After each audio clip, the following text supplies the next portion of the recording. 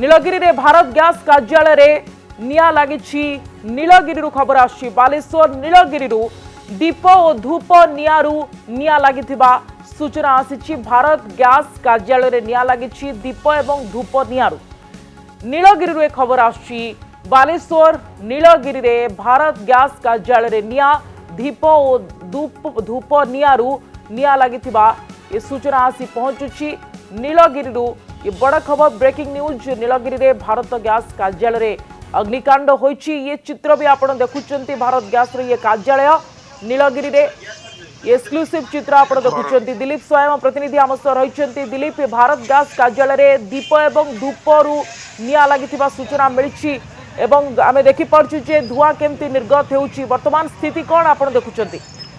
निश्चित भाव में सुप्रिया कहीपर एक बड़ अघटन बर्तमान बर्ती जाइए। गोटे प्रकार निया को संपूर्ण भाव में आयत्त करी कहवा सकाल समय जिते ठाकुर पूजार्चना होता से जो रही दुईटी कार्यालय दुई महला घर रही तल महलाटी कार्यालय चलता बेले ऊपर महल सी रही मैनेजर सी रोते से ऊपर महल जो ठाकुर घर रही ठाकुर घर पूजार्चना होता दीप लग जाता से दीपरू जिते परिवार समस्त लोक घरटी को बंद कर बाहर को चली जाते परवर्ती समय दीपरू निया लगी जो निकट में काठ आलमीरा संपूर्ण भाव में जलवा सहित तार जो काठ आलमीरा डोर स्क्रीन गुड़िक रही है सेगुड़िक जलता धीरे धीरे निया एत भितर जोर होता है जो झरकार काच गुड़िक रही है काच गुड़िक भांगी ताती जो भांगी तले पड़ा से स्थानीय लोक मैंने जानवा पाई घरे कौन भाव में निया लगी अग्निशम विभाग को अवगत करते अग्निशम विभाग घटनास्थल में पहुंची निया संपूर्ण भाव में आयत को आनी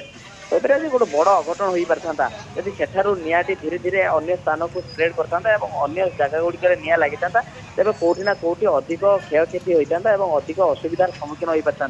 मार्केट मध्य रही कार्यालय मार्केट मध्य जब नियाटी धीरे धीरे स्प्रेड करता तेज अन्य दुकान गुड़िक जाता एक बड़ अघटन घटी प्राथमिक तदंतर जना पड़ी।